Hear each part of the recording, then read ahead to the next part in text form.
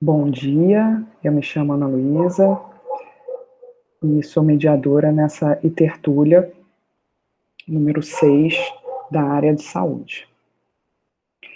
Então, como parte da programação do 21º Encontro de Extensão ENEX da Universidade Federal da Paraíba, estamos iniciando a tertúlia número 6 da área de saúde, onde serão apresentados os projetos de extensão incorporação do serviço de cuidado farmacêutico ao Centro de Referência em Atenção à Saúde da Universidade Federal da Paraíba, afeto na rua, vivência da amorosidade, felicidade, espiritualidade e da terapia ocupacional junto à população em situação de rua, e estimular Down, desenvolvendo as funções orais em crianças com síndrome de Down, ano 4. O projeto Contribuição para a Formação de Facilitadores para a Divulgação do Conhecimento da Toxicologia, que estava inicialmente cadastrado nessa tertúlia, não terá apresentação hoje.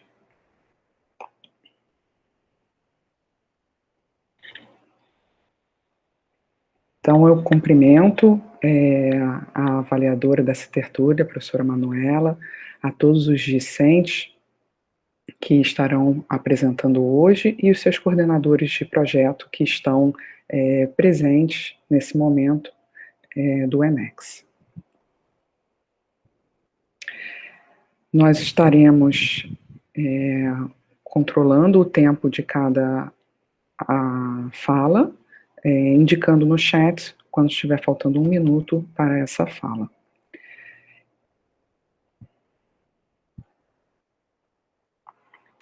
Então, vamos dar início ao projeto Incorporação do Serviço com a aluna Renata.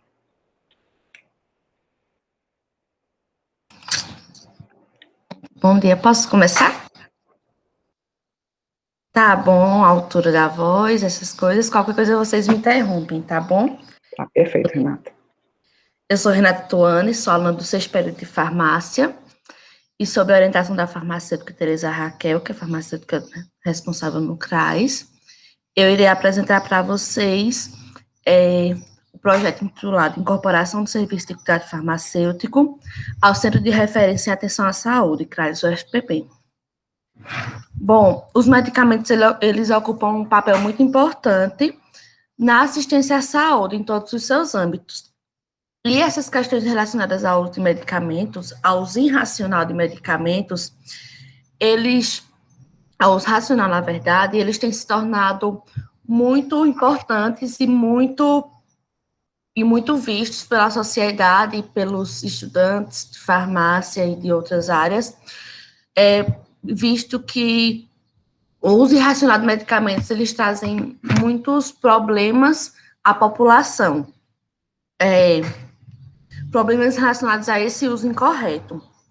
A Organização Mundial da Saúde estima que cerca de 50% das pessoas que fazem uso crônico de medicamentos, eles fazem esse uso incorreto, não tem adesão correta ao medicamento, ao tratamento, o que tem se tornado um grande problema no processo de cuidado do paciente. No projeto, o foco são as doenças não crônicas, crônicas não transmissíveis, que são a ansiedade, a depressão, o diabetes e a hipertensão, que são as principais doenças também com pacientes no CRAS. E esse cuidado ao paciente, ele é feito através dos serviços farmacêuticos, que eles surgem nesse contexto a fim de otimizar essa farmacoterapia do paciente, de melhorar sua adesão, de melhorar os resultados do paciente e todo o processo de uso que o paciente tem com o medicamento. E resolver todos esses problemas relacionados que eu já citei a vocês, que são vistos pela Organização Mundial da Saúde. E também melhorar os desfechos do paciente, tanto humanísticos, como econômicos, como clínicos, como todo o processo. E com isso, foi feita essa questão de incorporar o serviço de técnico farmacêutico ao CRAS UFPB. Na UFPB, esse serviço já funciona na farmácia escola da UFPB, e dados recentes do último PIBIC, da última iniciação científica, mostraram resultados, e vários outros dados também, mostraram resultados muito positivos quanto o cuidado farmacêutico na atenção à saúde, como essa visão realmente do farmacêutico como um profissional de saúde. E nesse último PIBIC foi vista resultados estatisticamente significativos na redução da pressão arterial, tanto quanto na redução do diabetes, no caso da glicemia em jejum e glicemia casual, que são parâmetros para identificar realmente essa questão de como está o paciente com relação aos seus problemas de saúde. Como também foi visto a melhora na depressão e na ansiedade de pacientes acompanhados pelos instrumentos que são aplicados durante a consulta, que são o PHQ-9 e o PEC, que foi visto uma evolução e uma diminuição nos seus valores com o acompanhamento farmacêutico. Com isso, inicialmente, o objetivo do projeto era realmente incorporar o serviço ao CRAS, mas como a gente sabe, o CRAS está fechado, devido a todo o que a gente está vivendo, e com isso, o principal objetivo do projeto se tornou preparar todo o material necessário, também, entre aspas, formar todos os profissionais farmacêuticos que tem no CRAS UFPB, porque o cuidado farmacêutico é uma coisa muito nova, que a gente está começando a ser, nós estudantes de farmácia estamos começando a ser formados para essa nova prática de cuidado agora. E os farmacêuticos mais antigos não têm esse costume, não têm essa visão, e o principal objetivo do trabalho se tornou esse, formar tanto os alunos, de uma forma mais a fundo, como também os profissionais farmacêuticos do CRAS. E aí, como foi feito esse trabalho? Estão sendo elaborados ainda, estão em processo de elaboração, protocolos, e não de elaboração, mas de... esqueci o nome, desculpa. Meu Deus, a gente pegou... Reformulação, Renata? Oi? Reformulação? Na verdade, a gente está pegando os protocolos que já existiam no cuidado farmacêutico da UFPB, e a gente está mudando eles para o cuidado farmacêutico do CRAS, porque apesar de ser a mesma coisa, são lugares diferentes. No cuidado farmacêutico, na farmácia escola, a gente tem acompanhamento de um profissional médico, de um psicólogo, que auxilia a gente em todo esse processo, e no CRAS já são vários outros profissionais, já tem endocrinologista, já tem vários outros profissionais, aí, querendo ou não, é uma coisa bem diferente. Aí a gente está mudando todos esses protocolos, e como acontece a sua consulta, como eu falei, que alguns farmacêuticos não são acostumados, tudo para treinar todas essas pessoas para fazer a consulta da melhor forma possível. Também essa consulta pode acontecer com a interprofissionalidade, com médicos, enfermeiros, todos os profissionais da saúde, que é no caso como vai ocorrer mais no CRAS, como a gente não tem muitos profissionais e nem espaço na farmácia escola. E isso que a gente está fazendo, está mudando todos os protocolos. Eu não trouxe porque são muitos e várias páginas, então não tinha muito como...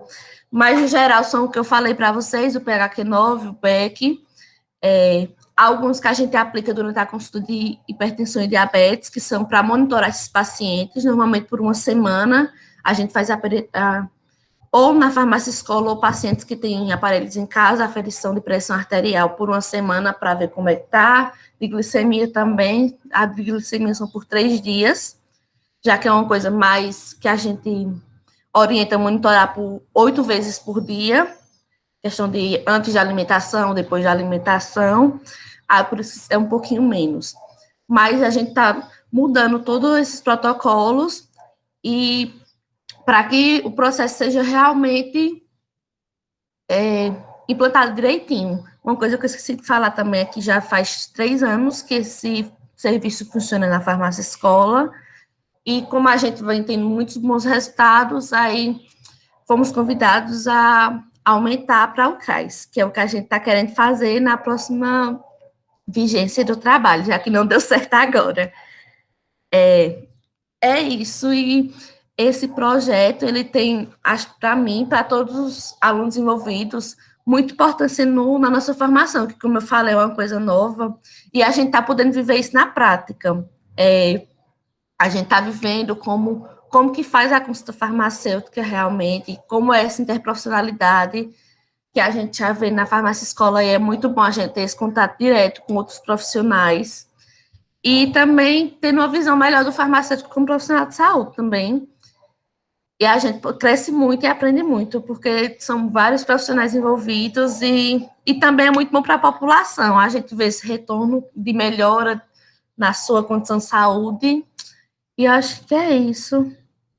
Aí, se vocês quiserem fazer alguma pergunta, eu vou desligar o áudio, mas aí qualquer coisa eu ligo. Tá certo? E se ficar alguma coisa que não seja clara, aí vocês perguntam. Obrigada. E obrigada também ao UFPB por todo o apoio financeiro.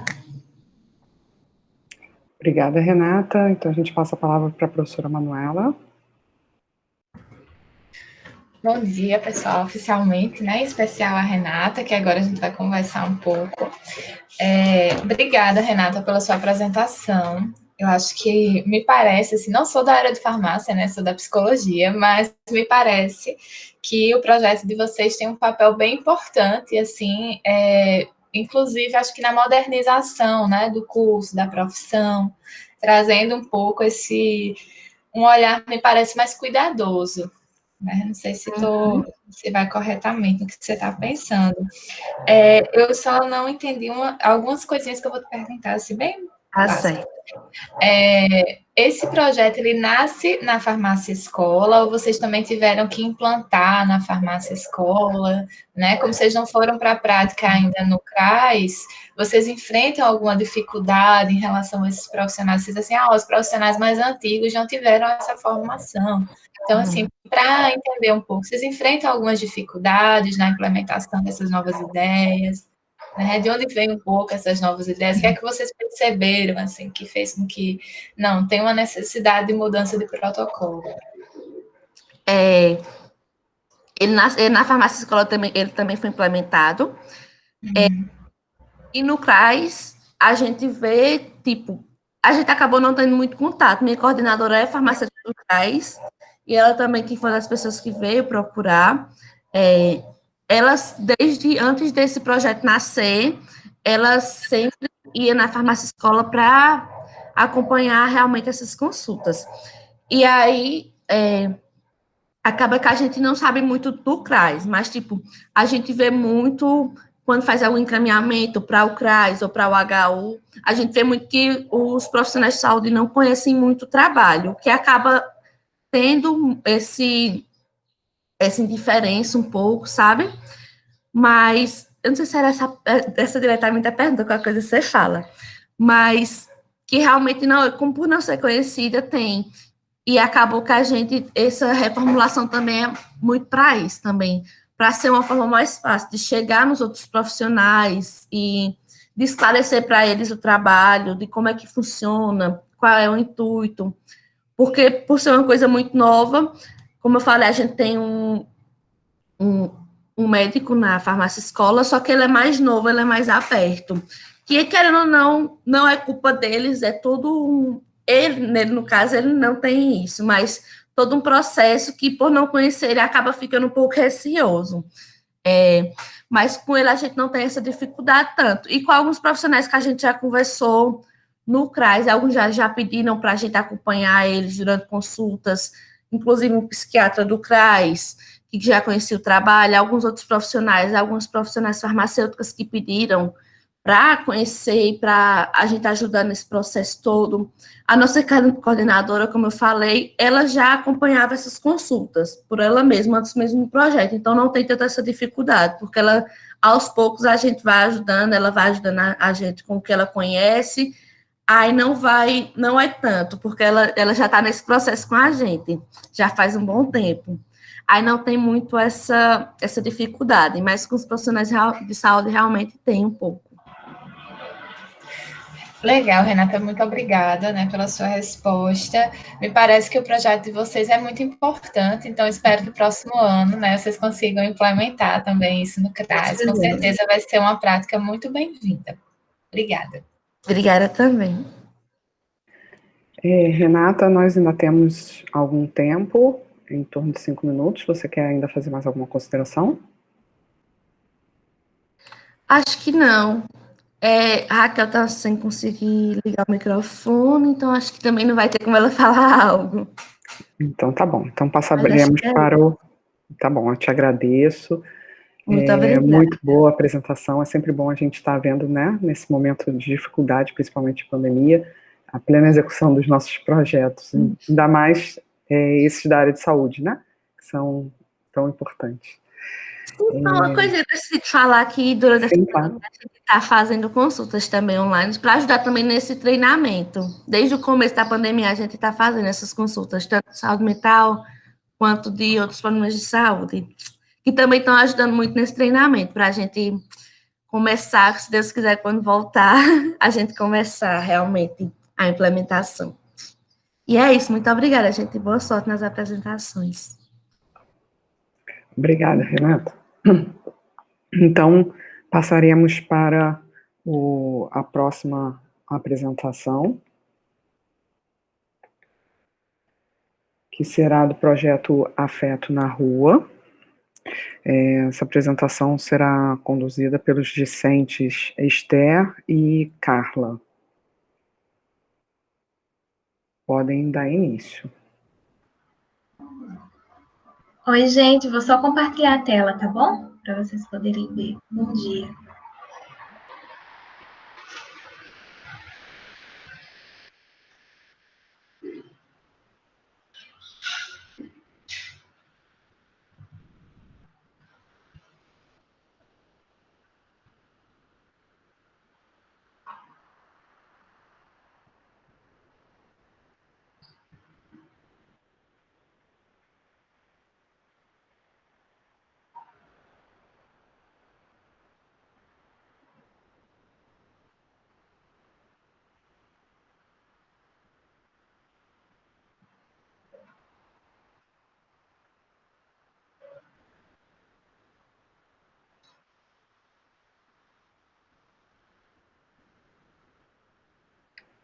Esther, pode dar início. Não tá, a apresentação não está. Aparecendo. Não. Apareceu e depois saiu.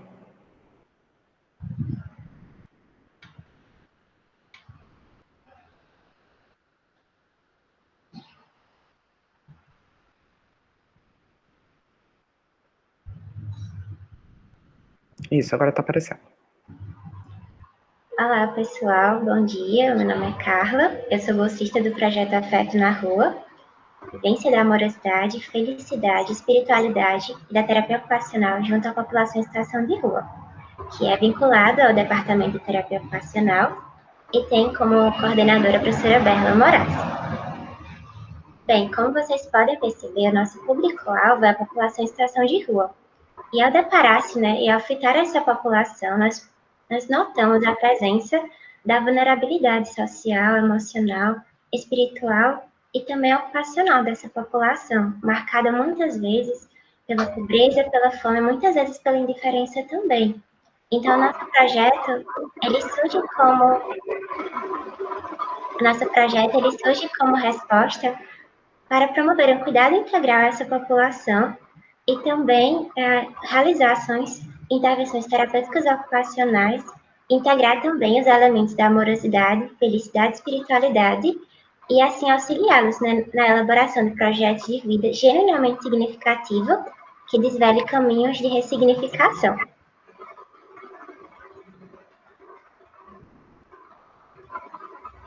Bem, mas o projeto, ele tem essa proposta de ressignificação e nós precisamos vivenciar isso primeiro, né? Nós precisamos nos reinventar, nos readequar devido ao distanciamento social, né, para alcançarmos esse público. E também as nossas reuniões em equipe. Então, as nossas reuniões, elas foram realizadas todas de forma online. Também para alcançar essa população, nós criamos e desenvolvemos os diálogos de afeto, que era um contato virtual com essa população. Também tivemos os eventos, certo? Também tivemos eventos, né, de forma virtual, e também as visitas aos serviços, né, que atendiam essa população que assistiu. E também a gente começou a aprofundar e desenvolveu bastante com as tecnologias de comunicação, a exemplo do Instagram.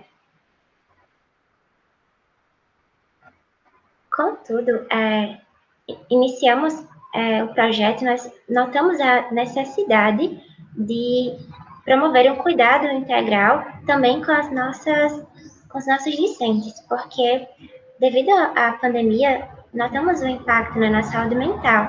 Então, nós pensamos e desenvolvemos, né, um espaço cuidativo, que em cada reunião nós estávamos lá para promover um momento de sentido de vida, de compreensão e de acolhimento. Então, nós utilizamos as tecnologias leves de cuidado em saúde, a saber, a escuta qualificada, estabelecimento de vínculo e acolhimento, e também as tecnologias sociais, como a questão das dinâmicas dos projetos. E uma das ferramentas que nós utilizamos, que foi desenvolvida de forma muito efetiva, foi o Padlet, que era um mural virtual que possibilitava essa integração entre as discentes. E também para a preparação, né, de nossas reuniões e também para conhecer essa população, nós tivemos como referencial teórico a logoterapia, que é criada por Viktor Frankl. E essa terapia, ela fala sobre a terapia através do sentido. Então, compreendendo, né, a presença muito grande nesse século do vazio existencial, da depressão, da ansiedade, e também a presença desses elementos dentro da população em situação de rua, nos foi muito cara e importante essa teoria, também aprofundar o conhecimento sobre ela e vê-la na prática. Além disso, também nós tivemos como referencial teórico algumas abordagens dentro da terapia ocupacional, e nós podemos estudar e aprofundar sobre a ocupação, a relação com o lugar, né, sobre a rua. Também tivemos estudos de caso, inclusive com a terapia ocupacional, que atende a população em situação de rua, e também conhecemos alguns serviços. E aqui nota-se, né, a presença do tripé tão importante para a universidade, que é a questão do ensino, o entrelaçar do ensino, da pesquisa e da extensão. O ensino que a própria universidade nos possibilita, a extensão que nos faz alcançar realidades e problemáticas sociais tão fortes, mas a pesquisa que nos dá base. Então, sem esses três agrupados, o nosso cuidado não seria efetivo e nós tivemos a presença dos três. Oi, gente, bom dia. Meu nome é Esther, eu vou dar continuidade à apresentação. Aqui nós a gente circulou para vocês verem onde é que nosso projeto se encaixava nos objetivos e metas de desenvolvimento sustentável. E aí a gente circulou educação de qualidade, reduzir as desigualdades e parceria para o desenvolvimento. Ao longo da apresentação, eu vou mostrando como é que isso pode se encaixar. Aí você me pergunta, Esther, como é que vocês faziam contato com a população em situação de rua, já que a gente está num momento de isolamento? Os contatos que a gente fazia era através dos diálogos de afeto, além das visitas. O que eram esses diálogos de afeto? Eram mensagens que a equipe do nosso projeto mandava acerca de espiritualidade, acerca de amorosidade, acerca de afeto, para as pessoas em população de rua, para que elas pudessem ter um contato com a gente. Eram mensagens de carinho, mensagens com algum significado, de motivação, assim como elas também poderiam dar um feedback para a gente, perguntando algo que elas tinham interesse em saber, ou falando mesmo sobre suas vivências e suas experiências com essa situação de população em situação de rua, né? Aqui tem algumas fotos A gente tirou para vocês verem. E aí você me pergunta, Esté, e o impacto social do projeto? Como é que a gente consolidou isso? A gente consolidou através do nosso primeiro webinário, que foi chamado Primeiro Webinário Afeto na Rua, que tratava-se de um evento em alusão ao dia 19 de agosto, que foi o Dia Nacional de Luta da População em Situação de Rua, cujo objetivo do nosso projeto era dar visualidade. Visualidade aqui. A fala da população estava sobre garantias de direitos, acesso à assistência, à saúde, à espiritualidade. Nosso webinário contou com mais ou menos 91 inscritos, e durante os 3 dias teve uma média de 60 pessoas, recebemos palestrantes, escutamos falas sobre as pessoas falando as suas experiências em situação de rua, assim como a gente também apresentou como é que a terapia ocupacional se comporta, como é que a terapia ocupacional trata o assunto. E nesse aspecto, a gente acabou conversando sobre projetos de vida, planos, desenvolvimento dos serviços e assim por diante. E como é que a gente dá esse leque de interprofissionalidade e interdisciplinaridade? A gente acabou conhecendo a rede de apoio da população em situação de rua, por exemplo, a Pousada, Casa do Tum, Projeto Banho de Água Viva, Casa de Acolhimento.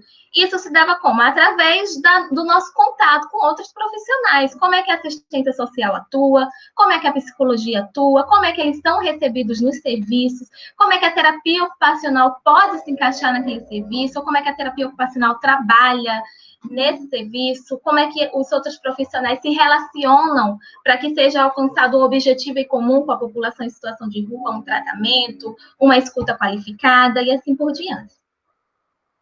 Aqui temos algumas imagens das nossas visitas. Então, pensando, né, visualizando tantas realizações de nosso projeto esse ano, né, que se reinventou bastante para alcançar essa população. A experiência extensionista, ela, assim, foi muito profunda, porque, primeiro, a gente pôde vivenciar uma experiência de extensão de uma forma muito singular, que foi o formato virtual. Mas a gente poder, de fato, ter esses encontros efetivos, tanto com os serviços que cuidavam dessa população e também com as próprias pessoas em situação de rua, foi uma experiência muito, muito rica, porque nós podemos estar ali de frente, né? Mesmo que a gente não pudesse estar ali presencialmente, de forma virtual, escutar suas histórias de vida, escutar suas falas, eles mesmos falaram sobre como foi significativo estarmos perguntando, estarmos mandando essas mensagens, porque eles se sentiram amados, cuidados, olhados, né, como é importante. E a UFPB, ela é como se fosse uma árvore que tem um ninho, e nesse ninho vai nos formando, e aí chega um determinado momento que nos prepara para voar, alcançar grandes alturas, alcançar determinadas populações que não seria possível fora da universidade, e depois, muitas vezes, voltar para esse ninho para nos formar mais ainda, né, pela pesquisa, pelo ensino, e depois, novamente, estar voando. Então, isso foi muito significativo, porque teve grande impacto na nossa formação acadêmica, na nossa formação profissional, a ver os próprios serviços, né, como funcionavam, como atendiam. Então, a gente ia nos formando, nos moldando, e também, como falei, o impacto também na própria população que nos relatou nos nossos encontros. O impacto social também por ter, no webinário, alcançado tantos serviços, né, que estavam, as redes de apoio que estavam cuidando, né, daquela população. Então, foi muito significativo, tanto na nossa própria vivência acadêmica, na nossa própria vida profissional, na nossa formação cidadã, e também a gente alcançou pelo Instagram, né, um público que a gente não esperava no início.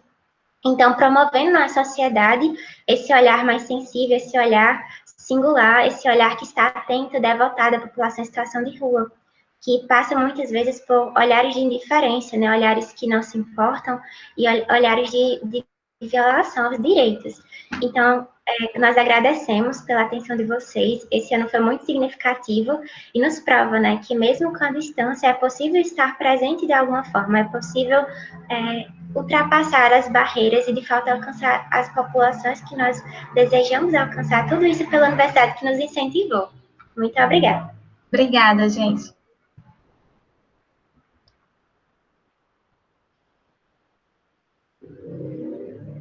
Agora a gente vai ter a fala da avaliadora, a professora Manuela. Bom dia especial a Esté e Carla, né? E Berla, que é a professora que está aí também. Parabenizar, né, pela apresentação de vocês. Acho que vocês conseguiram fazer bastante coisa, né? Diante também da situação assim, de distanciamento e a própria impossibilidade, né, da gente conseguir levar nossas extensões de fato para a rua. Essa temática dos moradores de rua, ela mexe, assim, das pessoas em situação de rua, né, na verdade, ela mexe um pouco comigo porque faz parte do início, né, pode parar, Esther, faz parte do início da minha vivência acadêmica, né, eu comecei na UFPB estudando crianças em situação de rua, na verdade. Então, assim, algumas coisas que vocês falam já me é familiar, né? Depois passei para outras questões, assim, de trabalho infantil, fui afunilando, assim, outras vivências, né?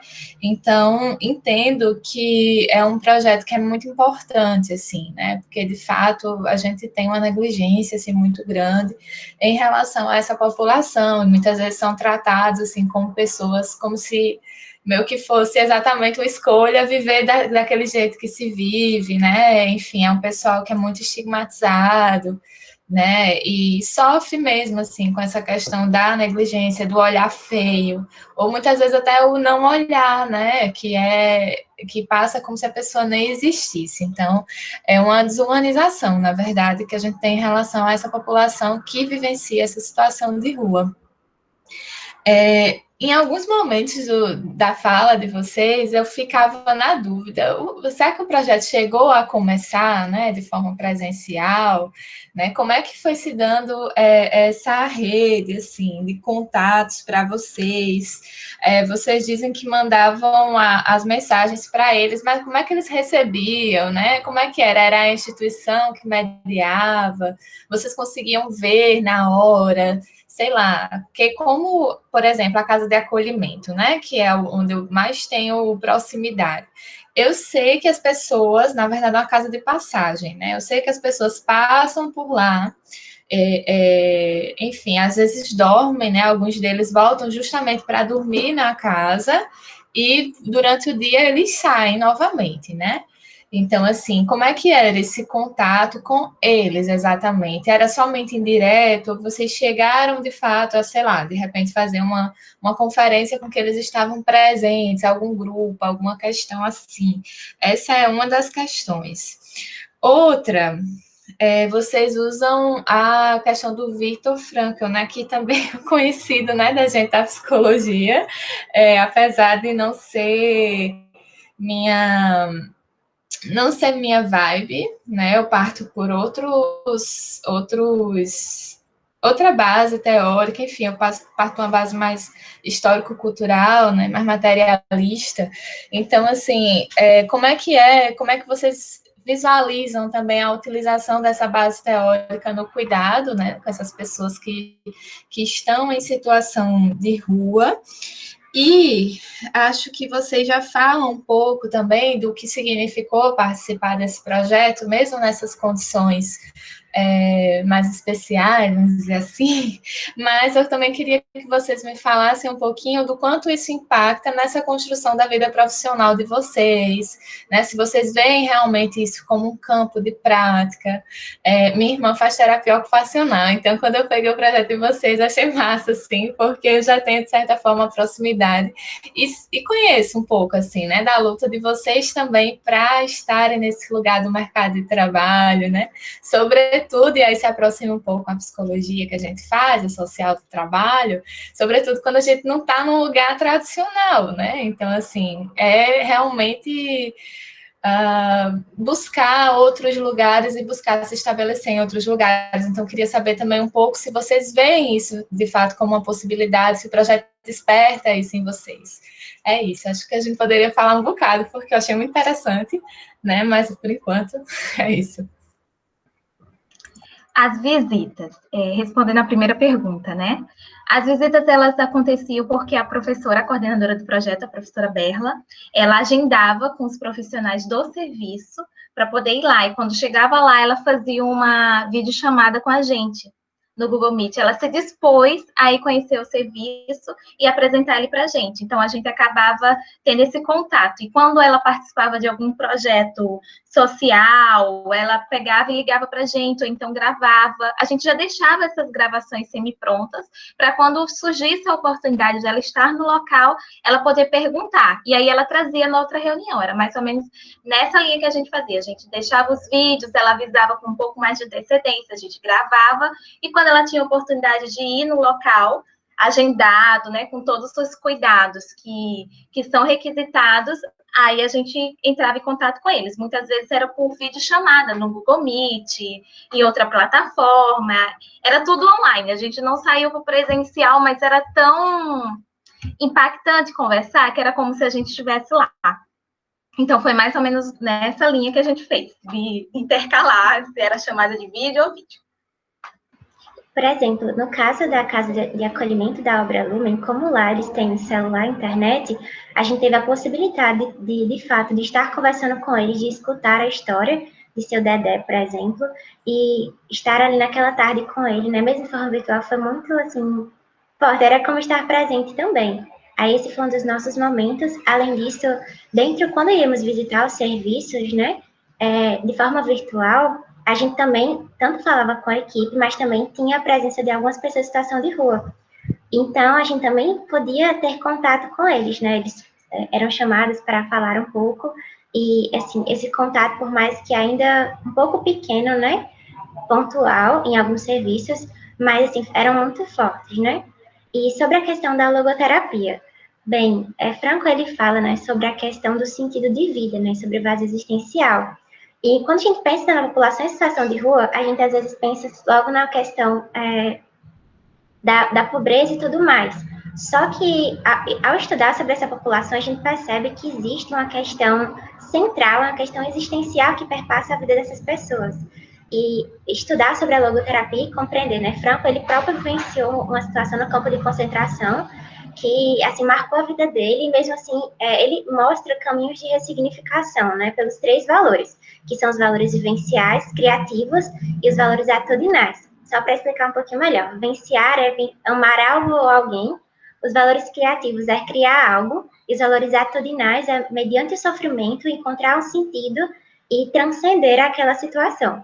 E aí, isso se encaixou perfeitamente com o nosso projeto, porque trazia caminhos, né, de ressignificação, de perpassar novos horizontes, né, encontrar-se com aquela população, apontar novos horizontes, nova elaboração de projetos de vida, olhar para o passado também, que a presença, né, por exemplo, na fala do seu Dedé, a presença de um sofrimento muito grande dentro das ruas, e buscar promover, olhar para aquele passado com uma nova forma, e assim dar seguimento ao caminhar. Então, assim, a relação com o Franco foi muito providente, assim, foi muito bom estudar, porque estava muito entrelaçada com a nossa temática, né, a questão existencial, e isso foi uma marca muito grande do nosso projeto, né, que ele não olhava só para uma dimensão. Indivíduo significa indivíduo, ou seja, era necessário contemplar todas as dimensões do ser. Deixa eu só me lembrar a última pergunta. Você quer responder, Esther? A última pergunta era sobre a dimensão profissional. E aí, sobre a dimensão profissional, o que é que a gente visualiza na terapia ocupacional? Quando a gente está na formação acadêmica, a gente tem pouco contato com a população em situação de rua. Logo, quando a gente tem um projeto de extensão que proporciona essa vivência, da gente ter um contato, da gente conhecer, da gente embasar teoricamente, consequentemente, quando a gente se formar e quando for na esfera profissional, a gente já vai ter passado ou conhecido melhor os serviços, a população, como é que a equipe trabalha. Então, nessa esfera profissional é de grande significado quando a gente vê que o projeto ele amplia a visão tanto da terapia ocupacional, como de como ela pode se inserir ali naquele meio, como é que ela pode trabalhar em conjunto, porque nesses serviços a gente trabalha com equipe interprofissional, então como é que ele vai trabalhar atuando junto com uma psicóloga, com uma assistente social.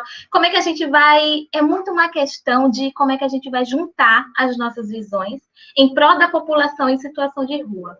Como é que a gente traça os objetivos terapêuticos, os objetivos de projeto de vida, como é que a gente vai fazendo isso em conjunto com outros profissionais. Isso a gente vê muito no projeto de extensão, para que a gente possa oferecer um serviço de qualidade à população de situação de rua e alcançar a comunidade externa. Então, em esfera profissional é isso, o projeto, ele acaba ampliando, né? Ele acaba dando essa visualidade e fazendo que a gente vislumbre como é que a gente pode atuar nesse campo.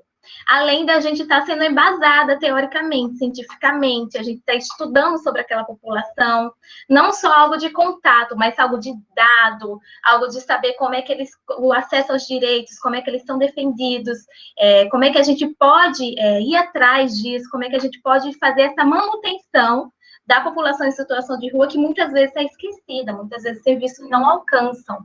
Né? Até porque a gente sabe que é uma população muito dinâmica também. Então, a gente ter esse contato, a gente ter essa vivência no projeto é de grande significado, porque nos nossos estágios e no nosso cenário prático, o tempo que a gente passa alcançando é pouco. Então, o projeto meio que ele abre esse leque. Eu acho só importante ressaltar que acho que um dos momentos mais marcantes foi dentro do webinário que nós tivemos, que pelo serviço conseguimos estar presente na fala de uma pessoa que estava fazendo a transição, né, saindo das ruas e buscando, né, um projeto de vida para morar numa casa. E aí foi muito significativo, né, porque nós já tínhamos tido a vivência virtual com as pessoas em situação de rua, mas ter isso em um evento, que a gente, assim, foi muito especial, teve a participação de diversas redes de apoio e complexidades, e aquela pessoa, né, está ali contando a sua trajetória de vida, seus caminhos de ressignificação para cerca de 60 pessoas, isso foi muito singular. E, além disso, a gente vai ter agora o nosso segundo webinário, Afeto na Rua, essa semana, nos dias 10, 11 e 12, que vai também tratar sobre as questões de oportunidade, educação, trabalho e também questões de saúde e segurança. Então, assim, já finalizando, né, esse ano, é como que a gente pudesse, no Enex, olhar para toda a nossa trajetória, mas ainda ver que faltamos ainda um pouquinho para alcançar o final, e foi uma trajetória muito especial pelo caminho de superação nesse ano na extensão. É muito bonito ver a população falando e dando esse feedback para a gente de como eles se sentem quando o projeto atua e como o nosso contato acaba gerando fruto, né? E aí está todo mundo convidado para o nosso segundo webinário. Vocês podem acessar o Instagram. Propaganda, né? Aproveitando e fazendo a propaganda. Tá certo? Muito obrigada, gente. Obrigada, Esther, Carla.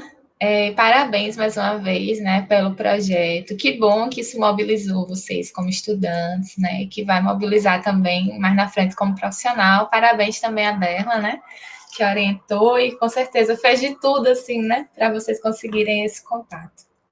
É isso. Obrigado. Gostaria também de parabenizar mais uma vez toda a equipe. A gente sabe quanto que foi difícil, né? Esse ano a gente está trabalhando no virtual, mas a extensão é mais forte. E ainda mais em projetos como esse, né? Que a gente está atingindo diretamente populações vulneráveis e que esse ano estiveram ainda mais vulneráveis, estão, né? Ainda mais vulneráveis. E parabéns em especial à Berla, que se dispôs a ir no presencial, né? Tomando todas as precauções necessárias. Mas a gente sabe o quanto que é ainda mais difícil você dar esse passo de sair de casa para fazer o bem ao outro em situações tão adversas quanto essa que a gente está vivenciando. Gostaria, então, de passar agora para a terceira apresentação. Será do projeto Estimular Down, desenvolvendo as funções orais em crianças com síndrome de Down, ano 4, e o estudante Rodrigo irá apresentar. Então, Rodrigo, oi, bom dia. Você tem 10 minutos agora. Tá me escutando? Está tudo ok o áudio? Sim, Rodrigo, você está com... procura ver o seu celular. Eu coloquei na horizontal. Mas você está de lado agora, na tela. É porque ele precisa ativar a rotação de tela, Rodrigo. Só um momento. Deixa eu ativar aqui. Peraí. Só um momento, estou procurando aqui. Pronto.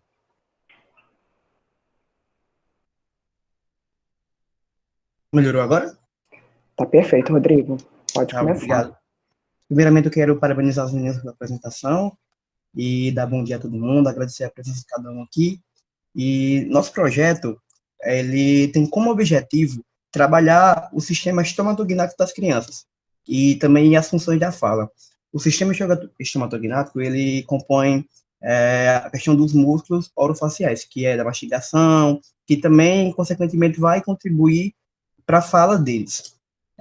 O projeto, esse ano, ele passou por muita incerteza no começo, porque como é totalmente presencial o que a gente fazia com as crianças, elas iam para a clínica, a gente tinha um contato, fazia a estimulação, tinha toda aquela questão terapêutica, nós precisamos nos readequar em quase tudo que a gente fazia. Primeiro, a gente conta com 7 profissionais formados, que são fonoaudiólogos, e mais um profissional que é chileno, que é fonoaudiólogo também, que ele trabalha com síndrome de Down.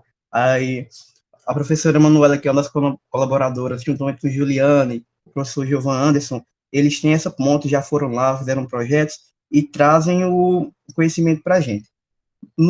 E outros profissionais que faziam parte do projeto, se formaram e continuam justamente pelo amor que eles desenvolveram pela extensão. Nós atendemos bebês de 0 a 3 anos de idade. Alguns chegam lá tipo, no primeiro mês de vida, fazem entrevista, as mães tiram as dúvidas e conversam com a gente para poder ter esse contato. Esse ano a gente teve alguns bebês novos que entraram, que teve a consulta virtual, a Manuela Leitão falou com eles, teve todo esse contato e tudo que fosse preciso para eles poderem entrar no projeto. Opa, perdão, virei a câmera sem querer. Voltei. Aí, no começo a gente não sabia como é que ia suceder a extensão, então foi o que a gente fez. A gente começou a pensar em estratégias. Falamos com as mães, tivemos uma reunião com todas, e elas começaram a passar para a gente todas as incertezas e medos que todos tiveram, porque começou a se falar de um vírus mortal que estava assolando o mundo inteiro, que muitas pessoas estavam morrendo, e tinha esse contato com a higiene, toda essa questão de medo. E tudo que as mães foram passando para a gente foi se vindo de feedback para que a gente pudesse preparar a melhor forma de atendê-las. Então, a gente começou a pesquisar sobre o assunto de Covid e passar para as mães, enquanto a gente não estava tendo os atendimentos online. Então, a gente pesquisava, a gente fez trabalhos, pesquisas, fizemos até resumos, e tudo que ia sendo atualizado sobre crianças e essa área de Covid, a gente ia passando para elas.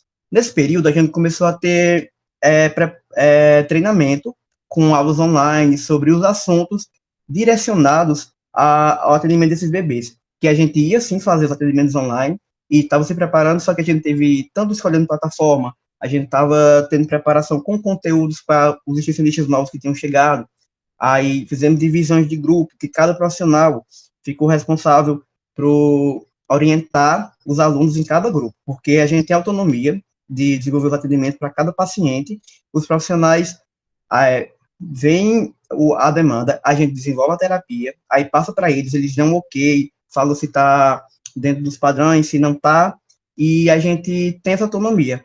Então, a gente começou a fazer o atendimento de forma virtual. As mães passavam a demanda, a gente também tinha a evolução de cada paciente, que já era do atendimento presencial, então começamos a trabalhar dentro daquilo que as mães passavam de queixa para a gente, e algumas avaliações que a gente fez também por videochamada, que algumas mães tinham a disponibilidade de estar com o filho, para a gente conversar com ele, passar orientações. Algumas elas não podiam ficar à terapia, então o que é que a gente fazia? Algumas conseguiram participar com a gente na hora do atendimento. Outro, a gente fazia um vídeo, mandava para a mãe, o que é que ela tinha que fazer para poder, dar atividade daquela semana. Toda semana tinha uma atividade diferente dentro das demandas que elas passavam para a gente. Aí algumas conseguiam fazer com a gente na hora, outros faziam a estimulação e mandavam um vídeo para a gente. Por exemplo, eu mandei uma atividade na segunda-feira, ela começou a fazer e mandava o feedback para mim.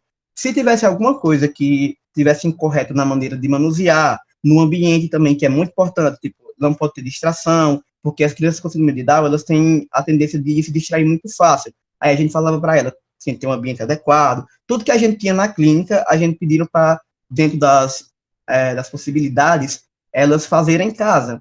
Aí eles começaram a fazer os vídeos, mandar esse feedback para a gente, e a gente foi passando a terapia para elas. E dentro desse período, a gente também teve reuniões com elas para perguntar o que elas estavam achando dos atendimentos, quais eram as dúvidas, e elas começaram, tipo, a ter essa troca com a gente, que foi muito importante para a gente poder saber que, de fato, estava tendo um resultado, que o trabalho estava sendo válido, que tudo que a gente estava planejando, estudando e trabalhando estava sendo, tendo feedback positivo. E o que a gente percebeu mais ainda é que, tipo, essa união da gente com elas é muito importante e uma coisa muito positiva, porque eu tiro até para mim, eu fiquei muito inseguro e preocupado por elas, porque a gente, querendo ou não, são bebês, a gente cria um vínculo muito forte.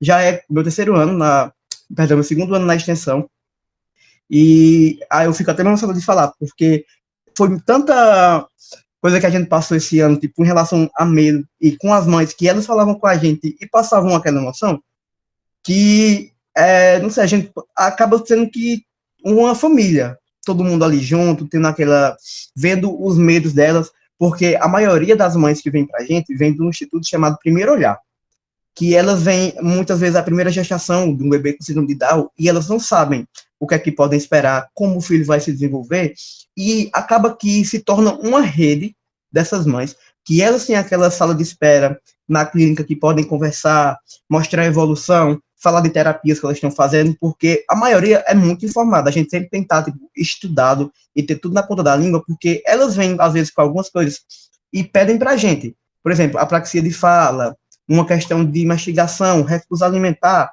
e tudo isso a gente tem aula antes de começar, justamente para a gente estar preparado para tirar todas as dúvidas delas e fazer o máximo possível que as crianças se desenvolvam, porque saindo lá, elas já vão para outro projeto que já é de educação, que elas já começam pegando cores, fonemas, porque como o bebê com síndrome de Down tem um atraso global, tanto questão de fala, como questão do sistema chamatoognático, a gente já prepara eles para começarem essa vida, tipo, digamos que é um alicerce, a gente começa ali a base para eles começarem a construir o futuro de uma maneira geral, porque eles precisam se comunicar, eles precisam comer de uma maneira geral, tudo que a gente faz influencia de maneira direta na vida deles. As mães sempre falam que são muito gratas pela que a extensão faz por elas, pelo carinho, pela atenção.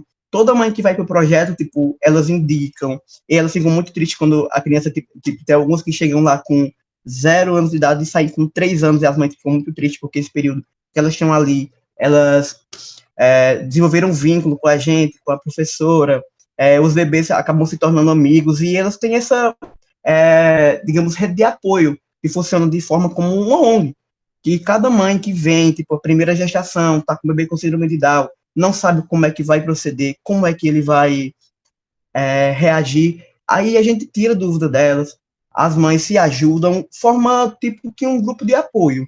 Isso é muito importante também, porque elas trazem dúvidas também de outros profissionais. Se a gente não for capaz, a gente não capaz, mas não é nossa alçada, a gente convida profissionais que são de outras áreas para nos orientar, a passar orientações para elas. E a gente também encaminha e pede para elas procurarem fisioterapeutas, a gente tem profissional da educação física também que ajudam a gente nessas atividades motoras, na questão da quarentena, que mudou totalmente a rotina. Aí tudo que foi de feedback que elas passaram para a gente, que elas estavam precisando, a gente procurou, a gente correu atrás. Tanto é que para o ano que vem a gente quer trazer profissionais para serem da extensão, para estarem na clínica com a gente quando voltar para presencial. A gente planeja convidar dentista, que também é uma área que as mães perguntam muito, porque até a erupção dos dentes, a questão de mastigação, aparelho ortodôntico, também influencia na fala. Mas como essa questão não cabe a nós, a gente quer trazer profissionais que vão nos ajudar, porque tem outros projetos de extensão que trabalham com odontopediatria. Aí a gente quer, depois desses 3 anos, encaminhar os bebês para lá, para saberem que eles vão ter um norte, tipo, que as vezes não vão ficar abandonadas, que elas vão saber para onde é que vão, tipo, vão ter um caminho desde do começo da vida até a questão da educação e essas coisas, que a gente está lá, tipo, para orientar no que precisar. E, no mais, tipo, ter esses profissionais, estou vendo só se eu esqueci alguma coisa, estou vendo aqui na minha listinha. E a gente trabalha na ODS, que é a questão de saúde e bem-estar, porque como eles precisam disso para se socializar, para se comunicar, para se alimentar, porque alguns bebês também vêm com muito problema, e a gente tenta tipo, sanar o máximo. E também tem a questão da saúde mental das mães, que algumas mães vêm, a gente tipo, faz uma escuta, a gente não é psicólogo, mas a gente também pede para as mães da psicólogo, porque tipo, chegam mães que relatam que a família, às vezes, tem um tipo de preconceito, querendo ou não, tipo, teve mãe que chega para a gente e fala, uma pessoa da minha família disse assim, vai fazer uma estimulação com esse menino para ele colocar essa língua para dentro, de ficar parecendo um mongoloide. Tipo, são coisas muito pesadas que a gente às vezes acaba absorvendo e pede para as mães procurarem uma ajuda, porque, querendo ou não, a gente atende o filho e a mãe, tipo, é uma rede, a família de uma maneira geral. Por isso que a gente procura fazer sempre reuniões mensais, a gente pergunta como é que tá a vida, elas mostram, tipo, postam vídeos no Instagram e marcam a gente, tipo, o menino conseguindo falar uma cor, ele conseguindo comer sozinho, segurar uma colher, tipo, a gente não manda segurar a colher, tá, mas a gente trabalha com independência, a gente pede para ela tentar fazer a criança ser mais independente, a gente não tem essa capacidade de ensinar como é que faz, mas pede para ela fazer, aí o menino pintando, tudo que é de evoluções, aquelas pequenas evoluções que eles começam a ter, elas marcam a gente acaba vendo que a gente é fundamental na vida daquelas pessoas. E, tipo, isso que torna um projeto tão especial, e as pessoas que se formam continuam no projeto, eles ajudam de todas as formas possíveis. Aí a gente também começou a fazer publicações no Instagram, com conteúdos como teste da linguinha, teste da orelhinha, e questão de fala, o que deve esperar em cada idade, porque as mães também vão ter um que a mais para pesquisarem quando tiverem com dúvidas, porque são publicações científicas, a gente tem fundamentação, se tiver alguma dúvida, tipo, a gente fez a reunião, elas pediram que a gente falasse sobre apraxia de fala, a gente já está se estudando para fazer outra reunião com elas com apraxia, aí, apesar de tudo isso que aconteceu esse ano, desse período de incerteza, e tudo que a gente passou, a gente percebeu que foi positivo, que a gente teve feedback e que a extensão continua dando resultados e que tem muitas mães querendo entrar e a gente espera passar mais anos e anos ajudando quem precisa. Muito obrigado.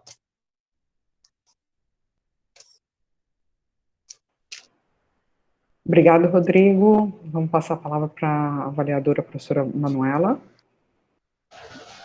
Oi, Rodrigo. Oi, bom dia. Muito bom lhe escutar, assim, né? E acho que enfim, você se emociona falando, e isso é muito bonito, assim, de ver, porque a gente percebe o quão mobilizado você também está, né, em relação ao projeto, e aparentemente não só você, né, já que a pessoa se forma e volta, continua, né, no projeto, isso significa que o projeto, de fato, ele tem uma importância muito grande, assim, né, para a formação de vocês acreditam muito nesse projeto, então isso é algo muito importante e, sobretudo, as mães, né, as mães parecem acreditar muito nesse projeto, pelo que você está falando, porque eu fico imaginando, né, ser mãe de primeira viagem já não deve ser fácil, imagina com mais esse desafio, né, porque, de fato, as pessoas ainda, tudo que foge o dito normal, né, a galera cai em cima, né, então, assim, é muito difícil, vem toda uma questão até de culpabilização mesmo sem ter nada a ver, né, e das dificuldades, realmente, né, que a pessoa acaba enfrentando em relação ao desenvolvimento dessa criança. Você fala, né, que o projeto se reinventou para poder continuar, né, então, traz essa questão das consultas virtuais, das reuniões com as mães. E eu achei, assim, tão bonito da parte de vocês fazer essa parte informativa também em relação à Covid, né? Sair um pouco, assim, se mostrar, de fato, preocupado com o que está atingindo essas mulheres, né? Essas crianças indiretamente. Porque acho que a gente, nesse lugar de profissional da saúde, a gente também deve cumprir esse papel de informação, né? Você não falou em relação aos marcadores sociais que atravessam essas mulheres, mas, e aí eu queria te perguntar, né, se vocês conseguem fazer um mapeamento, por exemplo, em relação à classe social, né, em relação à raça, por exemplo, né, qual é esse público que chega realmente ao projeto, né, e talvez o que eu conheço, assim, de relação à clínica escola da UFPB e ao público que a UFPB tende a atender, são normalmente pessoas que não têm tanto acesso aos bens materiais, né? Então, assim, isso foi um desafio também para vocês conseguirem chegar a essas mulheres, né? Como é que era essa questão do contato virtual, né? Enfim, como é que era para elas? Outra pergunta, né? Diante dessas dificuldades, a gente sabe que enfim, já acontece com a gente direto, inclusive, enquanto a gente está dando aula, às vezes a internet cai, às vezes não volta nunca, né? Então, assim, a gente também enfrenta essas limitações virtuais. Então, vocês também passaram por isso no projeto? E acho que, por último, pensar um pouco daqui para o futuro, né? Vocês pretendem continuar com essas reuniões virtuais, ainda que o presencial volte? Como é que é esse plano, assim, de retomada em relação ao projeto? Bom, primeiramente, sobre a questão de... A gente atende livre demanda na clínica. Tipo, as pessoas vêm para a gente, aí contam a história, a gente vê, tipo, o caso do bebê. Às vezes a gente procura atender de acordo com o caso. Por exemplo, tem alguns pacientes que têm outras comorbidades que a gente também tenta abraçar para a gente poder tentar, tanto para a questão de aprendizado, para a gente ter uns pacientes que, digamos, mais difíceis, entre aspas, para conseguir atender. E essa questão de marcador social, a gente... Foi até legal você ter falado agora que a gente nunca chegou a pensar nessa situação de, tipo, ver o histórico da mãe, do paciente, antes dele entrar. Tipo, a gente vê o paciente, ela conta a história. Claro que a gente vê tudo que tá com... Ela fala, tipo, questão emocional, o que tá acontecendo, mas tipo, que eu tenho informação que eu não trabalho nessa parte de admissão dos pacientes, sabe? Isso é mais com a professora. Mas isso é até uma sugestão que eu vou passar para ela, para a gente começar a ver no futuro. E sobre a internet, é que nem eu falei para você, algumas mães conseguiam ficar com a gente, outras a gente mandava vídeos. Por exemplo, a gente falava para ela, você vai precisar de, por exemplo, 2 folhas de papel com os desenhos impressos, perdão. Aí se ela disser, eu não consigo fazer isso. Aí a gente pensava na terapia, tipo, com a mesma idade, só que com materiais que ela tinha. Por exemplo, a gente falou, a senhora pode pegar, tipo, digamos, 2 bolinhas azuis. Aí ela, não tenho 2 bolinhas, mas eu posso pegar uma folha e amassar e fazer uma bola. Por exemplo, a gente foi se adequando a partir daquilo que ela tem em casa. Por isso que é importante essa questão de troca, que a gente sempre conversava com elas e fazia a terapia de acordo com o que elas davam pra gente. A gente sempre perguntava, a gente vai precisar de tal coisa, tal coisa e tal coisa. Porque na clínica a gente levava. Tipo, às vezes a gente mesmo comprava do nosso bolso ou pegava na UFB se tivesse e levava para a clínica. Mas cada mãe, como foi uma situação diferente, a gente se adequou a elas. E para o futuro, a gente pretende sim ter reuniões com os pais, atendimentos vai ser mais presencial, mas a gente quer ter reuniões, quer ter feedbacks. A gente pretende também aumentar até o público-alvo da extensão. E, a gente está pensando até colocar o nome da extensão estimular, que vamos pegar pacientes que têm Zika vírus, paralisia cerebral, e toda essa questão de síndromes que, além de acometer as crianças, também tem uma questão familiar inclusa, porque a gente quer abraçar o maior público-alvo possível. E isso também, tipo, são pensamentos futuros que a gente quer expandir sim e quer trazer cada vez mais pessoas que precisem e que a gente possa ajudar. Obrigada, Rodrigo. Eu que agradeço. Fico muito feliz, assim, de lhe escutar, de saber que tem uma extensão tão comprometida, né? E que cumpre um papel que, com certeza, na vida dessas mulheres faz a diferença, realmente. Então, parabenizar você. Eu não sei se tem mais alguém do projeto aqui online também agora. Tinha uma menina, só estava até procurando aqui, estava Mariana, só que ela saiu. Ela tinha entrado, mas ela não está mais. Porque teve um problema com o link, como eu falei, aí a gente ficou meio, tipo, sem saber quem entrava, quem não, aí acabou que não entrou mais ninguém. Entendi. Mas estenda meus parabéns a toda a equipe, né? Obrigado. A pessoa que te coordena também.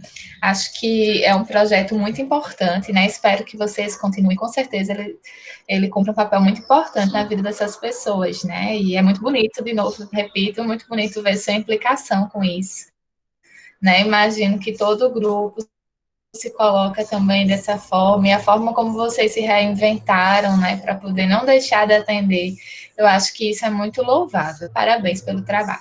Obrigado. Parabéns a todos da equipe do projeto. Realmente é algo que a gente fica bem sensibilizado, né? Não só no momento Covid, né? Isso acho que só piora, como a professora Manuela falou, pelo medo, às vezes, você ser primeira mãe de primeira viagem, né? E ainda enfrentar essa situação mais diferente, vamos chamar, né? Da maioria. E associada a um medo que a sociedade esteve vivenciando esse ano. Parabéns. Professora, Sim, só mais uma coisinha, tipo, a gente também tipo, tem todo esse amor porque a gente recebe muito dos pacientes, porque essa população com síndrome eles têm um amor excessivo, tipo, eles dão carinho. Já teve a ocasião de eu estar com meu paciente aqui no meu colo, que a gente faz com os bebês no chão, no tatame, aí, tipo, do nada eu tô pegando aqui o material e ele me dá um abraço ou um beijo, tipo, sem esperar nada. Aí a pessoa fica, meu Deus, na sexta-feira, que era o dia do atendimento, era o meu auge da semana, porque eu vim estressado a semana inteira e ficava torcendo para chegar terça-feira à tarde, que era a hora que eu ia ver eles. Meu Deus, é um negócio. Por isso que todo mundo tá, tipo, pensa e querendo que volte presencial, pra gente poder ter essa troca. São relatos assim que mostram que o projeto ele é muito importante sempre, né? Não é só nesse contexto atual. Então, a gente chegou ao fim dessa Itertúlia 6, na área da saúde. Gostaria, então, que todos abrissem suas câmeras para a gente poder fazer a foto final.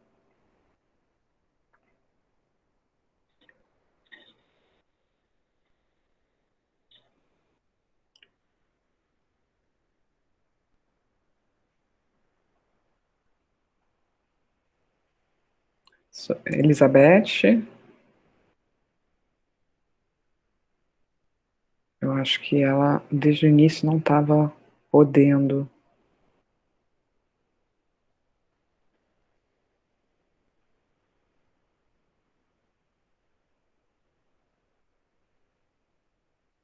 Elizabeth, ela não estava. Júnior, então acho que a gente pode fazer a foto. Tá? Então, sorrindo, Júnior está de máscara.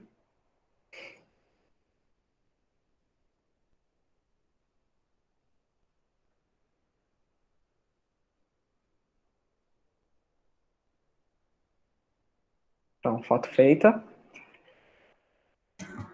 Júnior sorrindo com os olhos. Eu vou fazer o encerramento.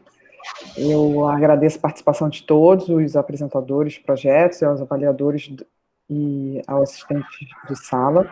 Juntamente comigo, realizou a administração e mediação da Itertúlia número 6, da área da saúde, do ENEX 2020, promovido pela Coordenação de Programas de Ação Comunitária, COPAC, da Pró-Reitoria de Extensão, PROEX, da Universidade Federal da Paraíba. Então, assim, damos por encerrada essa atividade de hoje. Ô, Ana, eu tenho só uma dúvida. Em relação ao projeto que não apresentou, eu avalio como? Só um minuto.